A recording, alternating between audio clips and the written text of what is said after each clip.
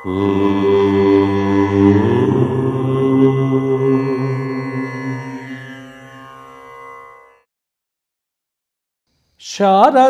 శారదాంభోజ వదనా వదనాంబుజే సర్వదా సర్వదాస్మాకం సన్నిధిః సన్నిధిం క్రియాత్.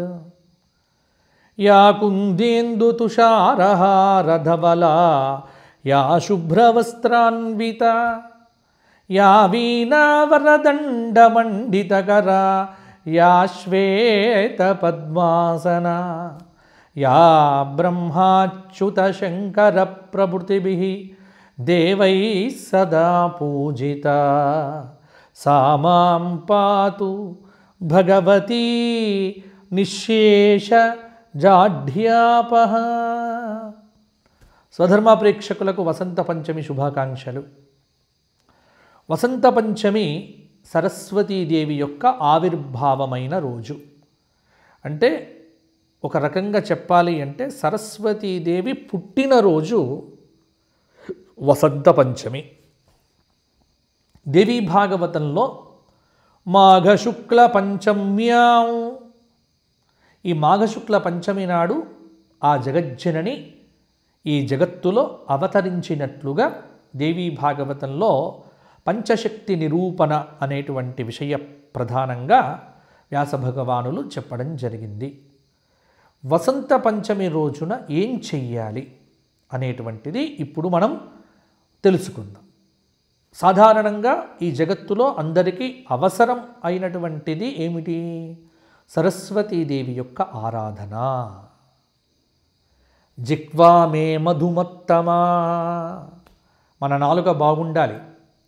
మనం మాట్లాడే మాటలు ఎదుటి వ్యక్తికి ఆహ్లాదాన్ని కలిగించాలి, ఆనందాన్ని కలిగించాలి తప్ప ఎదుటి వ్యక్తి యొక్క మనస్సును బాధ పెట్టకుండా ఉండాలి. గుర్తుపెట్టుకోండి. ఏ రకంగానైనా సరే ఈ కాలంలో ఈ సామాజిక మాధ్యమాల గోల అధికమైపోయింది, విపరీతమైపోయింది. అందువల్ల చాలా వరకు కూడా ఈ ఇబ్బందికరమైన పరిస్థితులు కలుగుతూ ఉన్నాయి. అందువల్ల ఇక్కడ నేను ఒకటి, వసంత పంచమి రోజున 12 రాశుల వారు, మేషరాశి వారు, వృషభ రాశి వారు, మిథున రాశి వారు, కర్కాటక, సింహ, కన్య, తుల, వృశ్చిక, ధనుస్సు, మకరం, కుంభం, మీనం 12 రాశుల వారు కూడా ఇప్పుడు నేను చెప్పేటువంటి ఒక మంత్రం, ఇది పెద్దవారైనా పిల్లలైనా ఇది జపం చేయండి. ఎంత జపం చెయ్యాలి? స్నానం చేసి ఇంట్లో సరస్వతి చిత్రపటం ఉంటే పెట్టుకొని అమ్మవారికి తెల్లటి పుష్పాలు పెట్టండి. శుద్ధాం బ్రహ్మ విచారసార పరమాం శారద నీరదేందు ఘనసార పటి అని పోతనామాత్యుల వారు వర్ణిస్తారు. అమ్మవారికి తెల్లటి పుష్పాలు ఇష్టం, తెల్లటి వస్త్రం ఇష్టం. పరీక్షలు వ్రాసేటువంటి పిల్లలు ఎవరైతే ఉన్నారో కొన్ని పెన్నులు ఆ ఫోటో ముందర పెట్టి పసుపు కుంకుమ అక్షతలు వేసి ఇప్పుడు నేను చెప్పేటువంటి ఈ మంత్రం ఏదైతే ఉందో ఈ మంత్రాన్ని జపించండి. ఎంత జపం చేయాలి?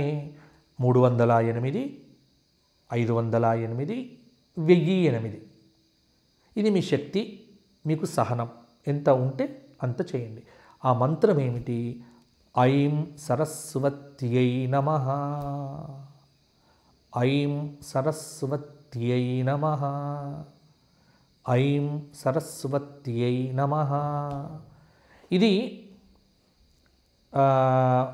ఓంకార రహితమైనటువంటి మంత్రము కాబట్టి అందరూ చేయవచ్చు. పెద్దలు కూడా చెప్పినటువంటి మార్గమే ఇది.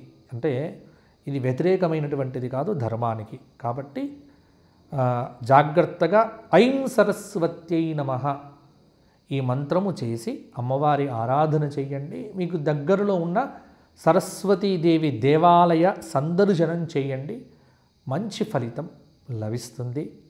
వసంత పంచమి ముహూర్తములకు కూడా అనుకూలంగా ఉంది. ఈసారి ఏంటంటే సోమవారం వచ్చింది వసంత పంచమి. కాబట్టి చాలా అనుకూలంగా ఉంది. మంచి వారం వచ్చింది, తిథి బాగుంది. కాబట్టి వసంత పంచమి రోజున సమీపంలో ఉన్న దేవాలయ దర్శనం చేసుకొని గృహప్రవేశాలు కావచ్చు, లేకపోతే పూజలు కావచ్చు, ఆరాధనలు కావచ్చు, మంచివి చేసుకోవచ్చు. ఏదైనా కొత్తగా మొదలు పెట్టాలి అంటే కూడా 12 రాశుల వారు ఈ వసంత పంచమి రోజున మొదలు పెట్టవచ్చు. ముహూర్తం కూడా అనుకూలంగా ఉంది. కాబట్టి సరస్వతీదేవి అవతరించిన ఈ వసంత పంచమి రోజున అమ్మవారి యొక్క స్తోత్రపారాయణం చేయండి. అలాగే నేను చెప్పిన మంత్రజపము చేయండి. సద్బుద్ధి, సదాచారం, సదాలోచన, సత్సంగం, సత్పురుష సహవాసం, ఇవన్నీ కూడా సద్గ్రంథ పఠనం, ఇవన్నీ కలగాలి అని అమ్మవారిని ప్రార్థన చేయండి. బుద్ధి బాగుంటే అన్నీ బాగుంటాయి. కాబట్టి మన బుద్ధిని ఆ తల్లి మంచిగా ప్రేరేపించుగాక అని కోరుకోండి. అమ్మవారు మీ అందరికీ కూడా అనుకూలతనిస్తుంది. కాబట్టి అనుకూలంగా ఉండటానికి ఇది నేను చెప్పినటువంటి పద్ధతిని ఆచరించండి. మీ అందరికీ వసంత పంచమి శుభాకాంక్షలు. అందరికీ మహాసరస్వతి అనుగ్రహ ప్రసాద సిద్ధిరస్తు. జై శ్రీరామ్.